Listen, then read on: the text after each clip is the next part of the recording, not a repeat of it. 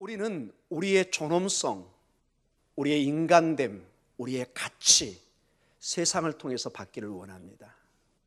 그러나 세상과 비교할 때 항상 우리는 경쟁에 밀리면 실패자요 낙오자로. 정말 주여가 나옵니다. 옛날 그 코미디처럼 음맥 기죽어 이렇게 나옵니다. 여러분, 세상은 우리를 승리자만이 칭송을 받습니다. 승리자만이 대접을 받습니다. 역사는 어떤 사람은 이렇게 얘기합니다. 승리자의 기록이다.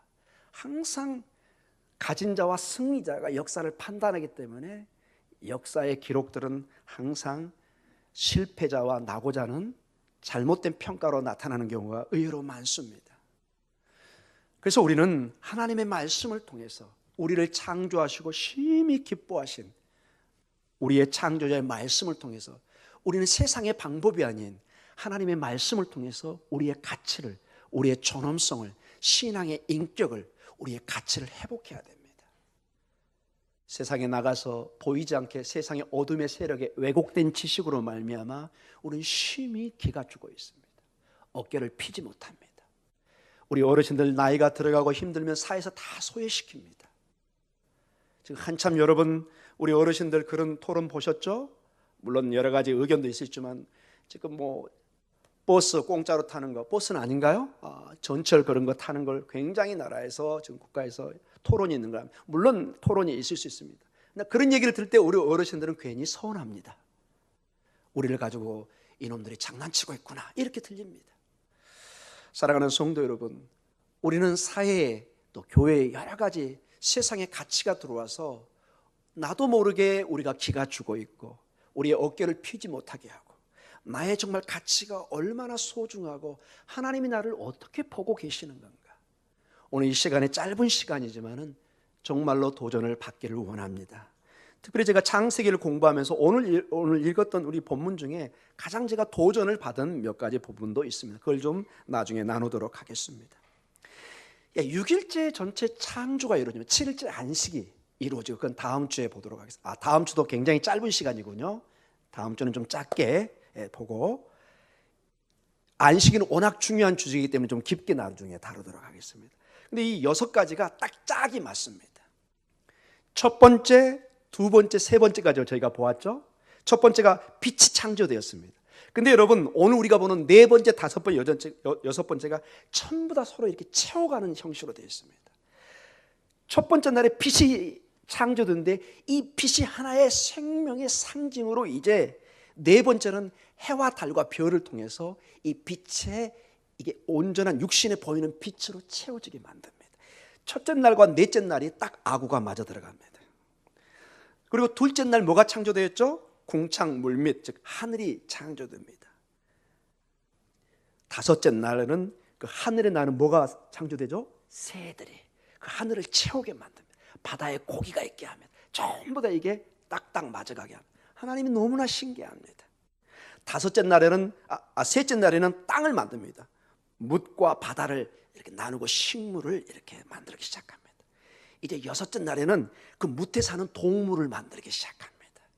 그리고 사람까지 만들고 또 먹을 음식들이 막 나오게 만듭니다. 모든 것이 하나님께서 질서 가운데 정말로 우연히 되지 않는 놀라운 하나님의 작품으로 이게 만들어지는 것을 보게 됩니다.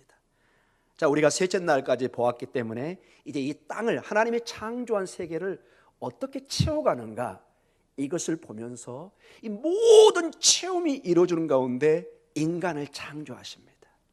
즉, 이 하나님의 채우심을 여러분과 저인 하나님의 형상인 저희가 이제 채워가기를 원하십니다. 여기에 큰 비밀이 있습니다. 하나님이 모든 걸 알아서 다 처음부터 끝까지 하는 것이 아니라 마치 우리에게 달란트 은사를 주어서 하나님의 교회를 하나님의 나라의 건설에 우리가 동참하고 협력하고 수고와 땀을 흘리게 하는 것처럼 이 이야기는 너무나 중요한 이야기인 게 우리는 죽어서 천국 가면 아무것도 하지 않고 그냥 놀고 있는 것처럼 얘기하는데 여러분 그냥 매일 노는 것처럼 불쌍한 사람이 없습니다. 노는 것도 하루 이틀이죠. 여러분 오늘 이 본문의 내용을 보면은 우리가 하나님의 나라에 새하늘과 새 땅 천국에 우리가 해야 될 일이 분명히 보입니다. 그 나라는 노는 나라가 아니라 예배하는 나라고, 이 아담에게 주었던, 인간에게 주었던 이 하나님의 형상의 회복을 통해서 그대로 그 일을 감당하게 합니다. 여러분 궁금하시죠? 한번 계속 보도록 하겠습니다. 넷째 날입니다. 14절에서부터 19절입니다. 우리 같이 한번 읽어볼까요? 14절에 19절입니다. 하나님이 이르시되 하늘의 궁창에 광명체들이 있어 낮과 밤을 나누게 하고 그것들로 징조와 계절과 날과 해를 이루게 하라. 또 광명체들이 하늘의 궁창에 있어 땅을 비추라 하시니 그대로 되니라. 하나님이 두 큰 광명체를 만드사 큰 광명체로 낮을 주관하게 하시고 작은 광명체로 밤을 주관하게 하시며 또 별들을 만드시고, 자 16절까지만 읽겠습니다. 대충 우리가 보면 다 아니까요. 큰 광명체, 이름이 처음에 안 나오는데 이렇게만 나옵니다. 낮을 주관하는 광명체 뭘까요? 여러분 어떻게 그걸 아셨어요? 이 어려운 거를. 해입니다. 해. 낮을 주관하는, 이름을 굳이 안 밝히더라도 낮에 빛을 찬란하게 비추는 거, 이게 바로 태양입니다. 여러분 가만히 봐보세요. 온 우주에 이 태양빛이 없으면 얼어 죽습니다. 조금만 가까워지면 타서 죽습니다. 적당한 선에 있으면 모든 생명이 쫙 일어납니다. 여러분 빛의 처음에 기초를 우리가 공부했습니다. 빛 대신 예수 그리스도, 그리스도의 빛을 받아야 우리 영혼이 삽니다. 온 우주가 삽니다. 눈에 보이는 이 영혼의 세계와 눈에 보이지 않는 영혼의 세계와 눈에 보이는 이것을 너무나 놀랍게 이것을 창조를 통해서 보여줍니다. 너희가 태양을 볼 때마다 너희의 섬김의 대상이 아니라 영원한 빛 대신 예수 그리스도를 바라보라는 큰 도전의 얘기입니다. 온 타락한 이후에 온 세상은 이 태양을 섬김의 대상, 쉐메시라고 합니다. 고대 세계 쉐메시는 큰 으뜸 신 중에 하나입니다. 이집트에서는 이것을 라 이렇게 했습니다. 태양신. 그래서 파라오를 이 태양신의 아들로 여겼습니다. 그리고 밤의 주관자는 또 뭘까요? 어려운 질문인데 달입니다. 정심을 또 제가 쌓아야 될 것 같습니다. 이 어려운 답을 여러분이 주고 있습니다. 왜 이렇게 어렵냐? 우리는 쉽게 얘기하지만 고대 세계는 감히 발음을 잘 못했습니다. 왜? 거룩한 숭배의 대상이었습니다. 야레, 달입니다. 이게 신이었습니다. 주로 메소포타미아 지역은 주로 달신이, 왜? 농사를 주로 하기 때문에 농사는 음력, 누나 시스템을 그러죠.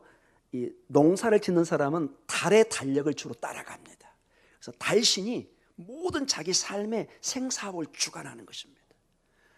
그리고 이집트는 태양의 그 주기를 통해서 큰 홍수가 지기 때문에 태양을 중심으로 라 이렇게 붙여져. 여하간 고대 세계는 이 태양과 달, 별들이 다, 여러분 별들 아시죠? 점성술, 모든 운명을 점치는 그런 대상이었습니다. 근데 하나님의 말씀은 뭐라고 그러죠? 피조물 이렇게 나옵니다. 우리의 경배의 대상이 아니라 오히려 달과 그 다음에 별과 해를 통해서 빛 대신 예수 그리스도를 바라보게 하는 것입니다. 진정한 빛, 예수 그리스도. 이게 오직 믿음의 눈을 가진 사람만이 볼 수 있을 줄 믿습니다. 믿음의 눈으로 영원한 생명의 빛을 우리가 보는 것입니다. 이게 넷째 날의 큰 특징입니다.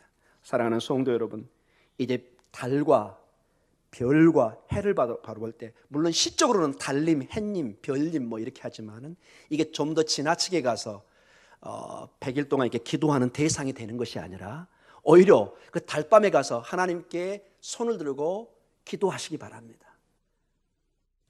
대개 여러분 뭐 서구도 마찬가지더라고요. 주로 이렇게 보름달 보면은 늑대가 뭘로 변하고 막 이런 식으로, 서구에도 그게 무서운 게 많아요. 동양도 마찬가지고.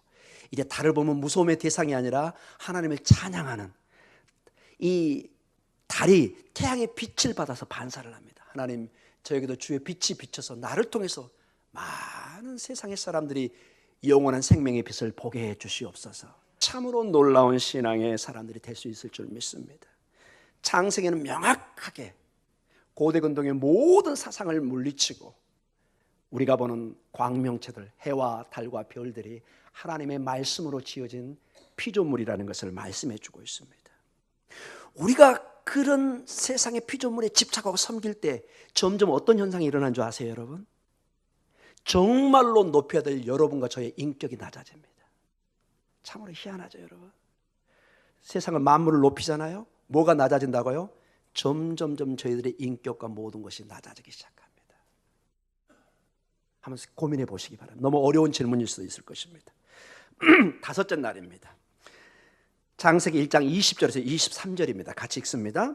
하나님이 이르시되 물들은 생물을 번성하게 하라. 땅이 하늘의 궁창에는 새가 나르라 하시고 하나님이 큰 바다 짐승들과 물에서 번성하여 움직이는 모든 생물을 그 종류대로 날개는 모든 새를 그 종류대로 창조하시니 하나님 보시기에 좋았더라. 23절입니다. 저녁이 되고 아침이 되니 이는 다섯째 날이니라. 아멘. 둘째 날에 하늘 혹은 창공을 궁창을 창조하시고 물을 위아래로 분리하셨습니다. 이제 이 하늘과 물에 살아있는 생명으로 채우기 시작합니다. 이게 다섯째 날의 가르침입니다. 즉 모든 이 생명이 이제 하나님께서 창조 미리 그 공간을 만드시고, 마치 우리가 동물을 사오기 전에 집안에 외양간을 만든다든지 계집을 만든다든지 여러 가지 준비를 해서 동물을 사오듯이 하나님께서 미리 준비하시고 질서 가운데 모든 걸 생명을 주시는 것을 보게 됩니다. 바라기는 하나님께서 여러분의 삶에 차곡차곡 때로는 전부 모든 길을 예비하시고 인도해 주실 줄 믿습니다. 하나님이 그런 분이십니다. 정말 하나님이 어떤 분인가를 오늘 좀 더 계속 좀 보도록 하겠습니다. 이제 드디어 오늘 설교의 핵심 부분으로 들어갑니다. 여섯째 날입니다. 1장 24절에서 31절입니다.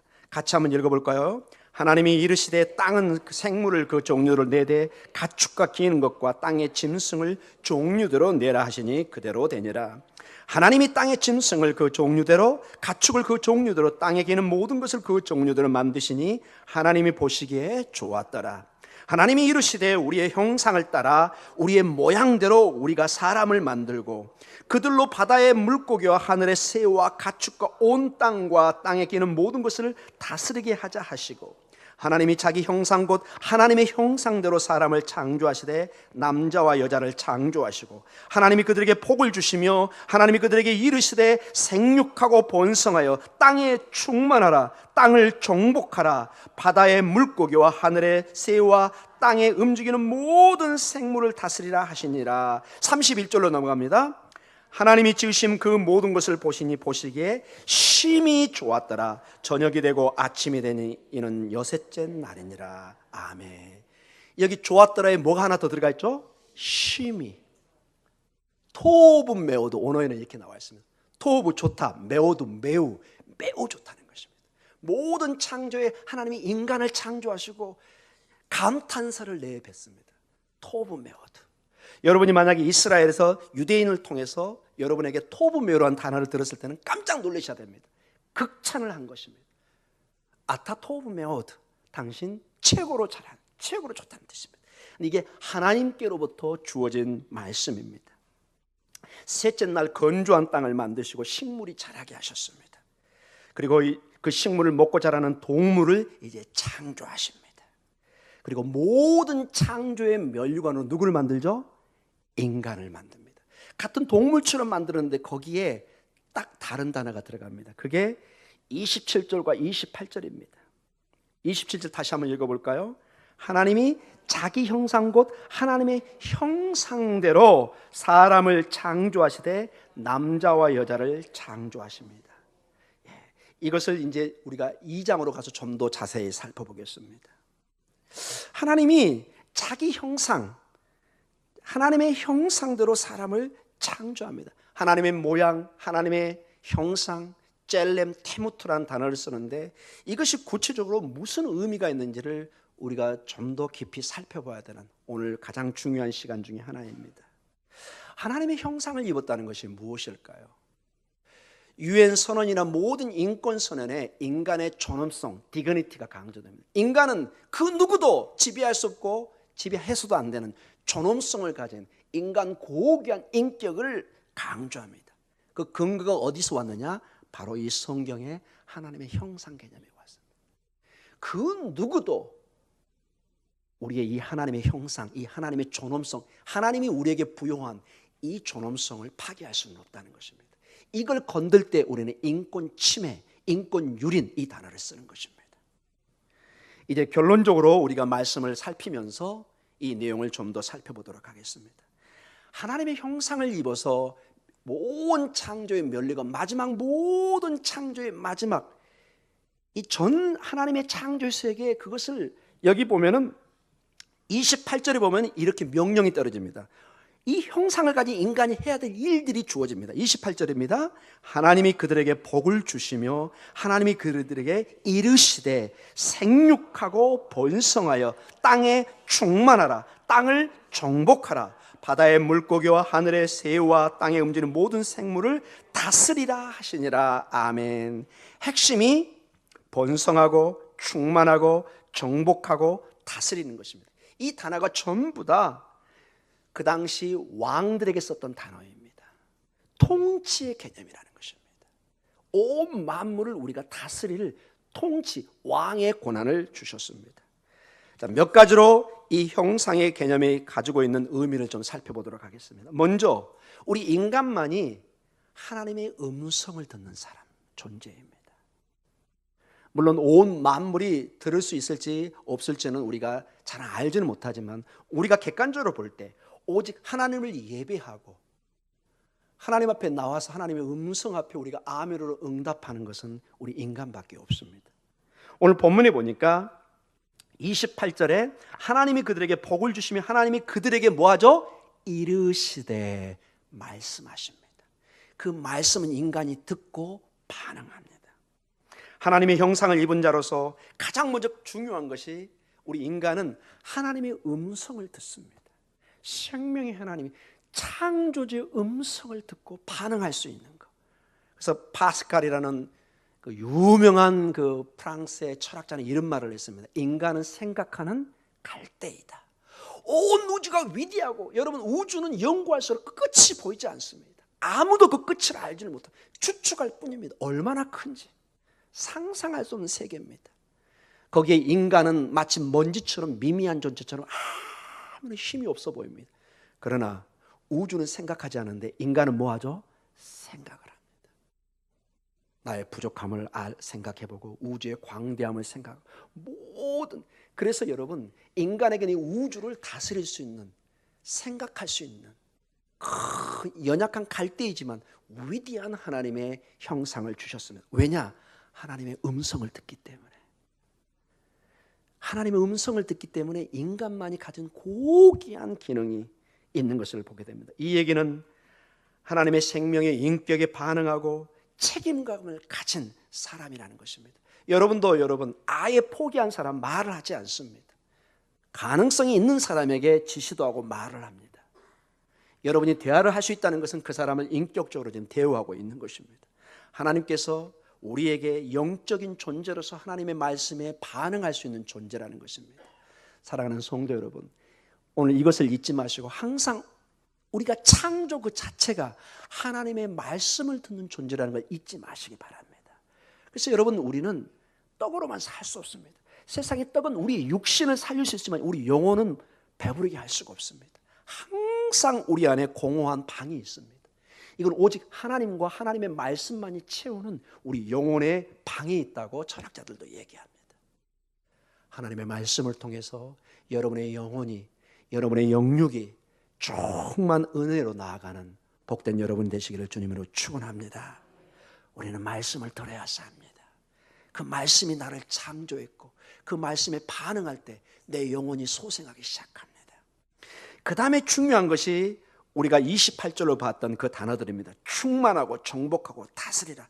전부 다 고대 세계의 왕들에게 썼던 단어입니다. 그래서 고대 세계의 타락한 아담과 하와 이후에 타락한 세계에서 그들에게도 형상의 개념이 있었습니다. 이 형상의 개념은 고대 문헌을 저희가 이렇게 전문가들이 공부를 해보면 많이 나와 있습니다. 젤렘 테모트라는 단어가. 근데 아주 특이한 점이 있습니다. 고대 세계에서 이 형상은 오직 왕에게만 썼습니다. 누구에게만요? 왕에게. 여러분과 제가 쓰면은 이렇게 됩니다. 안 됩니다. 여러분이 만약에 밖에 나가서 나는 황제요 왕이요 그러면 바로 정신병자로 잡혀서 곤장을 맞더니 크게 혼나겠죠, 여러분. 고대 세계 여러분. 있을 수가 없는 일이잖아요. 고대 세계에 이 하나님의 형상이라는 개념은 오직 왕에게, 통치자에게만 주어졌습니다. 그래서 오직 왕만이 신의 아들이 될 수 있었습니다. 왕만이 하나님의 형상을 입었기 때문에 모든 고난이 누구에게 주어질까요? 왕에게 주어지는 정당성을 확보했습니다. 그래서 백성들을 노예로 부릴 수도 있고 다스릴 수 있는 힘을 스스로에게 부여했습니다. 왜? 나는 왕의 형상을 입은 왕의 대리자다, 아들이다, 이런 개념을 가지고 있어요. 근데 성경은 그 고대 근동의 배경 속에서 놀라운 선언을 합니다. No. 모든 사람이, 누가요? 따라해 보겠습니다. 모든 사람이 하나님의 형상을 입었답니다. 심지어는 누구까지 하나님의 형상을 입었어요? 어려운 질문인데 이것도 우리 여성들까지. 고대 세계는 좀 죄송한 얘기지만 여성들은 숫자나 사람 취급을 받지를 못했습니다. 여러분, 여성들이 투표할 수 있는 시간이 아주 최근입니다. 우리나라에서 투표권이 처음에 주어지지 않았었습니다.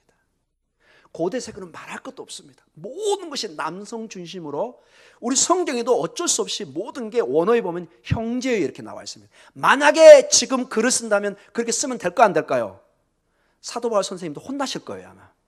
안 됩니다. 지금 반드시 뭐라고 써야 될까요? 형제, 자매요, 이렇게 써야 됩니다. 그래서 여러분, 어떤 성경은, 영어 성경은 실제로 그렇게 바꿨습니다. Brothers and sisters, 그렇게 바꿔놨어요. 그래서 일부 여러 학자들이 그걸 굉장히 논쟁을 합니다. 아니, 원문에는 분명히 형제만 나와 있으니까 다 이렇게 쓰지 마라. 그러나 그 번역위원들에서는 이건 분명히 그 당시에 이 형제라는 것은 자매를 포함하기 때문에 21세기에는 반드시 같이 써야 된다. 이래서 막 이렇게 다투는 학자들도 있습니다. 사랑하는 성도님, 근데 오늘 이 본문을 보면은 하나님이 창조하시는데 27절을 다시 한번, 제 얘기가 아니라 이 본문을 봐보세요. 같이 읽습니다. 하나님이 자기 형상 곧 하나님의 형상대로 사람을 창조하시되 남자와 여자를 창조하시고. 아멘. 우리 교회는 점점점 여성들의 위상이 높아지기를 간절히 축원합니다. 성경 본문은 이 하나님의 형상이라는 고귀한 단어를 동일하게 주었습니다. 변명의 여지가 없어요. 근데 이 형상이 왕의 특별한 특권이나 권세를 가진 사람에게 주어진 것이 아니라 여러분과 제가 다 사람입니다. 근데 우리 모두가 뭘로 창조됐다고요? 하나님의 형상. 하나님의 형상. 그리고 왕 같은 제사장의 권위로 나타나기 시작합니다. 충만하고 번성하고 정복하고 다스리는 것, 전부 다 통치 개념입니다. 이러한 개념을 시편 8편 3절과 6절에는 놀랍게 이렇게 표현을 하고 있습니다. 같이 한번 읽어볼까요? 주의 손가락으로 만드신 주의 하늘과 주께서 베풀어 두신 달과 별들을 내가 보오니 사람이 무엇이기에 주께서 그를 생각하시며 인자가 무엇이기에 주께서 그를 돌보시나이까. 그를 하나님보다 조금 못하게 하시고 영어와 존귀와 간을 씌우셨나이다. 주의 손으로 만드신 것을 다스리게 하시고 만물을 그의 발 아래 두셨으니. 아멘. 굉장히 특이한 표현이 하나가 나와 있습니다. 5절을 한번 봐보세요 여러분. 시편 8편 5절. 그를 무엇보다? 하나님보다 조금 못하게. 이거 얼마나 위험한 단어인지 여러분 모르시죠 여러분? 유대인들에게 만약에 개인적으로 하면 이거는 거의 신성 모독에 가깝습니다. 인간은 하나님과 비교했기 때문에. 그런데 본문은 명확하게 얘기하고 있습니다. 우리 인간이 얼마나 하나님과 가까웠던지 조금 못하게. 그리고 그 다음에 더 놀라운 일이 지금 기다리고 있습니다. 이 통치의 개념은 고대 근동에 180도 다른 개념이에요. 모든 인간이 동일하게 신의 형상을 받았다. 이거는 거의 혁명에 가까운 이론입니다. 그 당시 모든 황제나 왕이 통치하는 세계에서 이런 사상을 선포한다는 것은 목숨을 내놔야 됩니다. 반역행위도 이런 반역이 없습니다. 그러나 성경은 지금까지도, 그때도 쓰여졌고 지금도 우리에게 이 말씀이 주어지고 있습니다. 사랑하는 성도 여러분, 이 통치의 이 존엄하고 귀한 왕 같은 제사장의 기능을 여러분이 회복하시기 바랍니다. 어떻게 회복하느냐? 이제 이것이 이제 예수 그리스도 안에 풀리기 시작합니다. 이게 타락으로 말미암아, 죄로 말미암아 이것이 깨져버렸습니다. 그래서 세상으로 자꾸 왜곡된 통치의 개념이 나와서 사람을 때로는 인권을 유린하고 서로 전쟁을 일으키고 왜곡된 방법으로 왕 같은 통치 개념을 나타내려고 합니다. 그 중에 하나가 전쟁이고 노예제도나 이런 문제입니다. 예수 그리스도의 복음을 통해서, 그분의 죽으심과 부활의 능력을 통해서 왕 같은 제사장의 이 기능이 회복됐다고 말씀하고 계십니다. 죄로 말미암아 우리가 이 고귀한 형상의 개념이 깨져버렸습니다. 그래서 어떤 나라에서는 왕이 자기만이 하나님의 형상이 있다고 그러고 백성들을 죽도록 이 일을 시키고 때리고 죽이기도 하고 그러는데, 이제 그리스도를 통해서 온전히 우리가 왕 같은 제사장으로 회복됐다고 얘기하고 있고, 이제 정말로 마지막 때 주께서 심판자로 오시면 성경은 노마사로 보면 자세히 보면 깊은 진리가 나오면 우리가 주님과 함께 세상을 다스려 갑니다. 통치의 개념이 회복됩니다. 즉 아담과 하와가 잃어버렸던 이 형상의 온전한 개념이 재림 때에 새하늘과 새 땅에서는 회복이 돼서 우리가 어떤 사람이 된다고요? 세상을, 그 새하늘과 새 땅에서 천사도 흠모할 위치에 딱 서버립니다. 하나님과 함께 회복된 가운데 예수 그리스도의 복음의 능력으로 세상을 통치해가는, 이 다스리고 충만하고 번성하고 정복하는 이 모든 온전한 개념이 다 회복이 됩니다. 그래서 제가 얘기했었죠. 우리가 죽으면은 그저 가서 쉬는 그런 나라가 아니라 온전한 우리의 기능이 회복됩니다. 건강한 모습. 여기도 정복이라는 개념은 되게 이렇게 부정적인 개념인데 전혀 그렇지 않습니다. 이 정복의 개념이 조금 더 달리 해석할 필요가 있습니다. 파괴의 개념이 아니라 온전한 다스림과 회복의 개념입니다. 그걸 보호하기 위한 정복입니다. 나중에 2장에 가서 이 부분을 좀 더 살펴보도록 하겠습니다. 베드로전서 2장 9절에 이렇게 사도는 말씀하십니다. 같이 읽습니다. 그러나 너희는 택하신 족속이요 왕 같은 제사장들이요 거룩한 나라요 그의 소유가 된 백성이니 이는 너희를 어두운 데서 불러내어 그의 기이한 빛에 들어가게 하신 이의 아름다운 덕을 선포하게 하려 하심이라. 아멘. 어두운 데서 불러서, 죄에서 불러서 우리를 그리스도 안에서 왕 같은 제사장으로, 즉 에덴 동산의 온전한 회복으로 우리를 부르고 계시는 것입니다. 이것이 지금 어느 정도 이루어지고 있고 온전히 이루어질 날을 우리가 기다리고 있습니다. 주님의 재림과 함께 이 기능이 완전히 100% 완성되는, 이 기능이 회복되는 그날을 우리가 기다리고 있는 것입니다. 지금도 우리가 복음 안에서 복음을 전하고 하나님의 사명들을 감당하는 것이 이 왕 같은 제사장의 기능을 회복하고 있는 것입니다. 우리는 세상에 일그러지고 찌그러지고 고통하고 세상의 그 모든 곳에 이 하나님의 온전한 회복, 온전한 왕 같은 그 존엄성을 회복하는 길이 예수 그리스도의 복음 안에 있는 것을 우리가 선포하는 것입니다. 사랑하는 형제여 자매여, 그리스도 안에 온전한 존엄성을, 인간성을, 생명을 회복하십시오. 이것이 궁극적인 깊은 뜻입니다. 여러분의 삶에 이미 우리는 그리스도의 생명이 들어와 있기 때문에 부족하지만은 또한 동시에 성령의 도우심을 통해서 왕 같은 제사장의 삶을 살 줄 믿습니다. 여러분 쓰러지고 넘어지지만은 세상의 가치로 그래서 판단하지 마시고 이제 옆 사람을 보면서 귀하게 보시기 바랍니다. 여러분 어느 날 허름하고 별 볼 일 없는 사람 같아서 그냥 그런 줄 알았는데 나중에 알고 보니까 와우, 굉장한 사람이 있습니다. 정말 그런 사람이 있죠. 여러분과 제가 옆 사람이 보는 이 사람들이 하나님의 형상으로서 고귀한 인격을 가지고 있습니다. 여러분 옆 사람 다시 한번 봐보시기 바랍니다. 예, 아직 감이 안 오시고 있군요. 예. 어두운 데서 우리를 부르셔서 왕 같은 제사장으로, 제 얘기가 아니라 베드로, 예수님의 수제자가 직접 말씀하고 있습니다. 나그네로 다 어려움 속에 핍박 속에 있던 백성들에게 그냥 립 서비스로 주는 것이 아니라 정말로 신앙의 비밀을 보여주고 있는 것입니다. 조금만 참고 인내하십시오. 여러분들은 왕 같은 제사장입니다. 그 놀라운 것이 곧 주님의 오심을 통해서 회복될 것입니다. 참고 승리하십시오. 그게 베드로 전후서 그 다음에 계시록의 말씀의 전부 핵심 중에 하나입니다. 그리고 오늘 좀 시간이 갔지만은 중요한 개념입니다. 따라해 보겠습니다. 자녀의 개념. 자녀의 개념.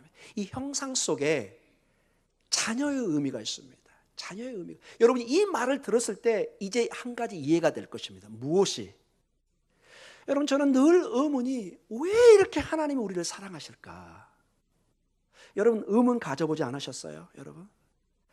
여러분 세상 사람이 볼 때 그렇게 망난이고 못된 놈이고 호래자식이고 못된데 부모는 그냥 사랑합니다.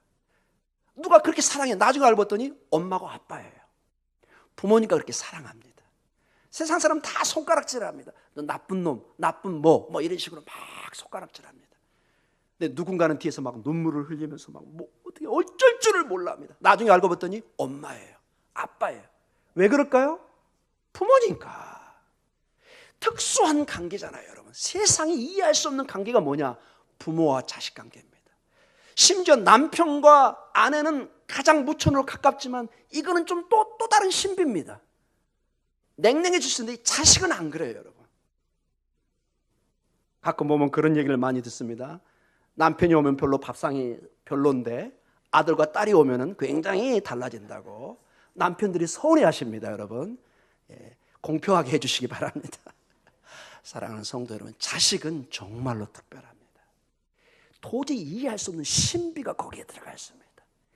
우리의 DNA, 우리의 그 유전자가 같이 이렇게 통하고 있습니다. 남편과 아내는 아닙니다. 유전자가 이게 신비 중에 하나입니다. 근데 여러분, 이 하나님의 형상의 개념에 이 자녀의 개념이 그대로 들어가 있습니다. 어디에 있을까요? 창세기 5장 1절과 3절에 아주 놀라운 내용이 가지고 있습니다. 우리 본문 같이 읽어볼까요?